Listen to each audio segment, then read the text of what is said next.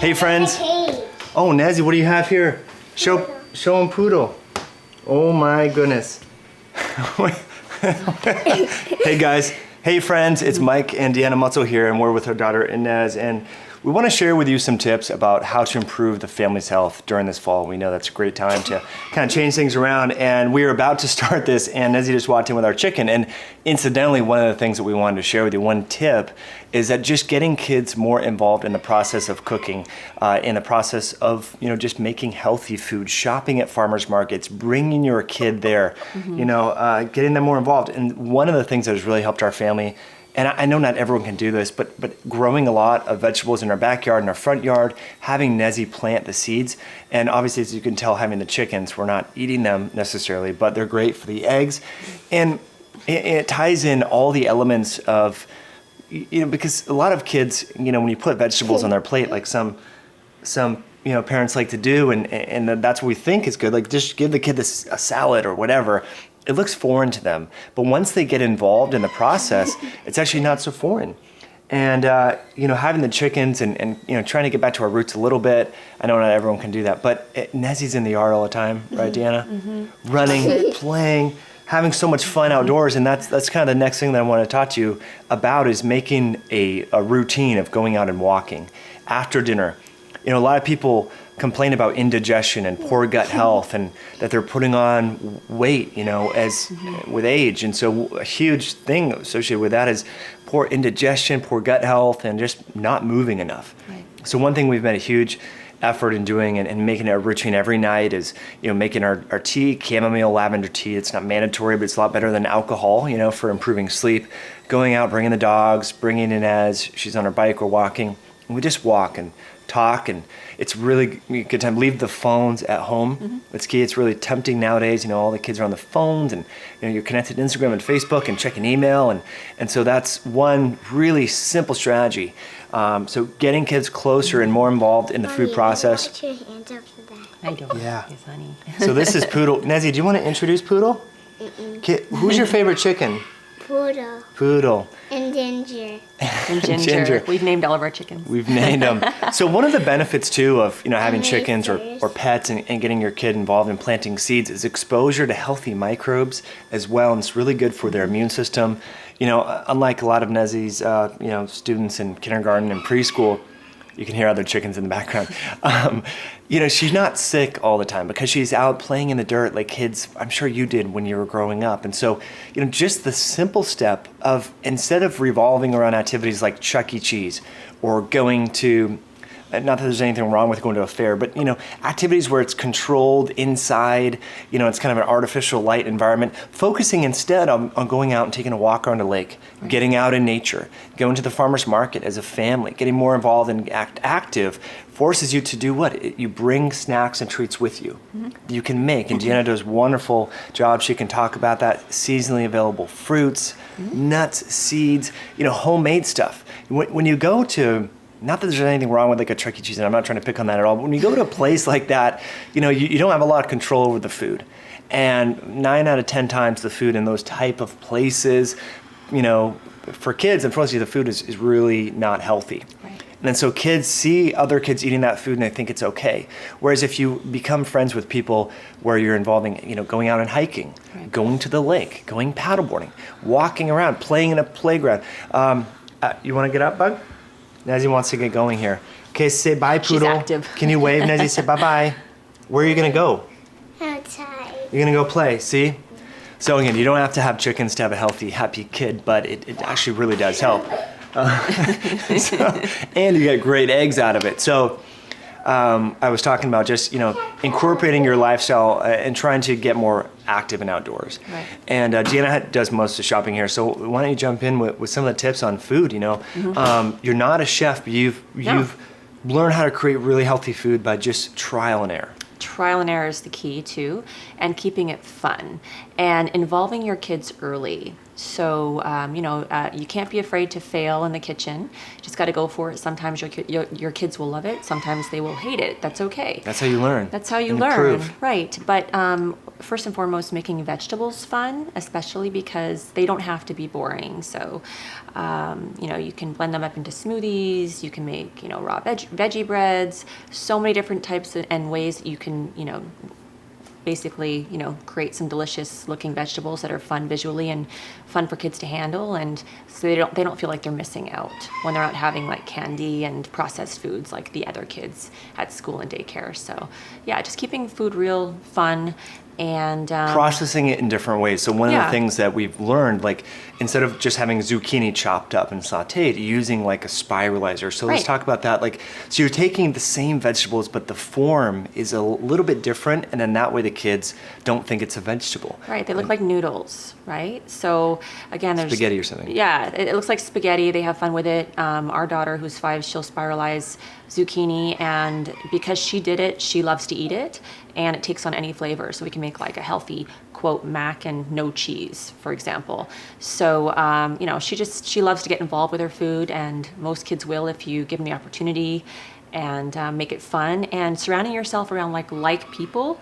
Our friends are all into real food and creating like healthy food for their kids, and so it's good for them to be around, for us to be around like-minded people.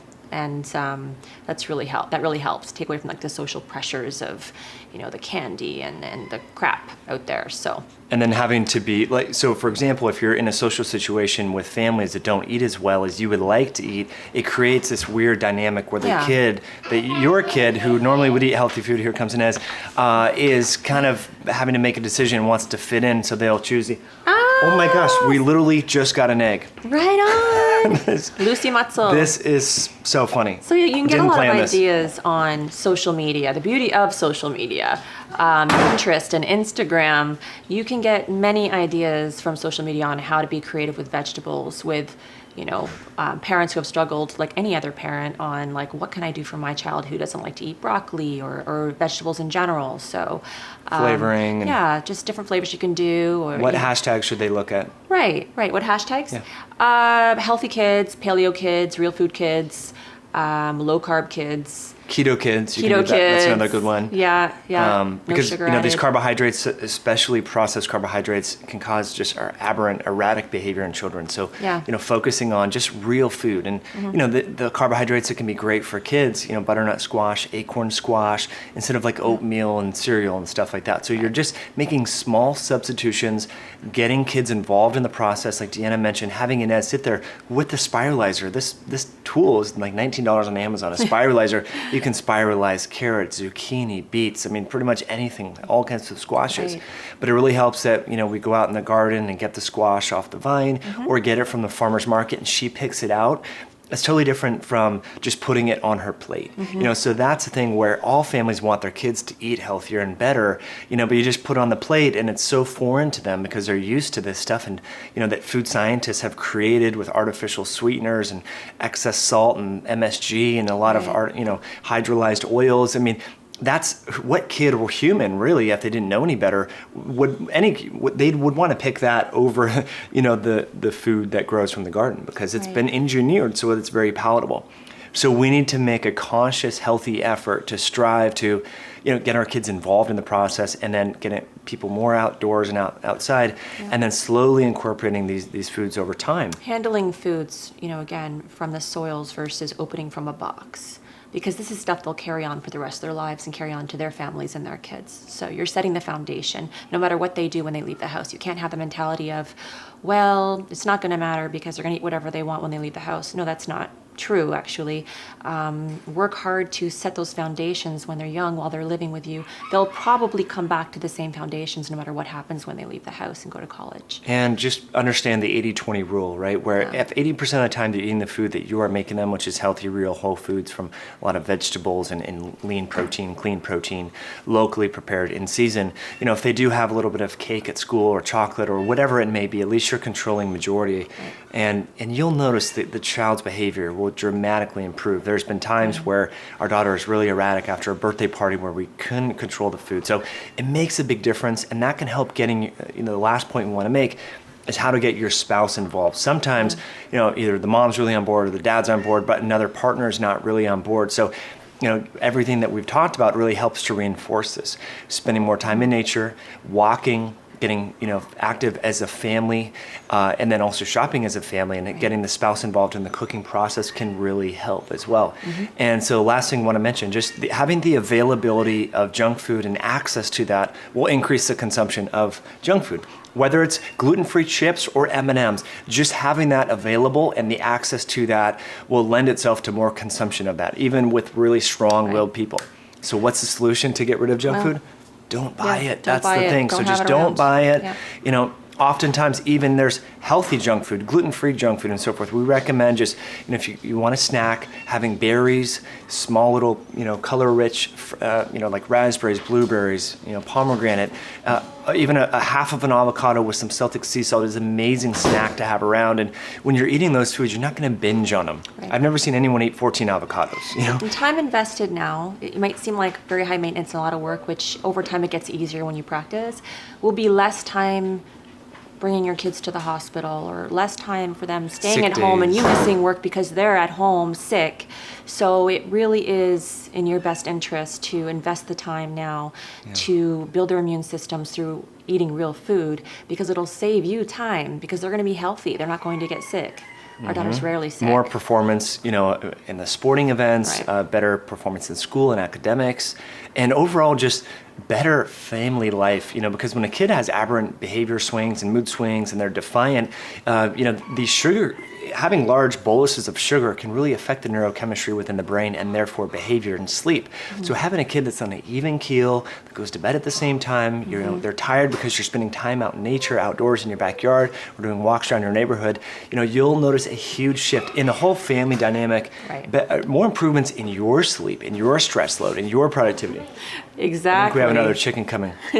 So friends, I really, really appreciate you tuning in. If you want to learn a little bit more about this, Deanna is very active on Instagram at Real Food Lab. I'm at Metabolic Mike. We share a lot of free stuff on YouTube at High Intensity Health. So I really, hope you take this video to heart, implement some of these changes. Again, to kind of summarize, just getting kids involved in the process, spending more time in nature, trying to get kids to help purchase and buy some of the food that you do, get the spouse involved in that as well, and taking a family walk around the neighborhood and just limiting access to the junk food, even if it's quote unquote gluten-free, because gluten-free packaged food often has a lot of sugar in it. So just go into the kitchen, experiment. You're going to fail sometimes and you're going to have successes. One thing that Deanna never does when it comes to creating recipes or reading a recipe is follow it to a T. You're always experimenting and tinkering and testing. I think that's, when people get really bogged down, like I have to follow 17 steps and put in 1.5 tablespoons of this and 3/4 of a teaspoon, that becomes like almost too restrictive. So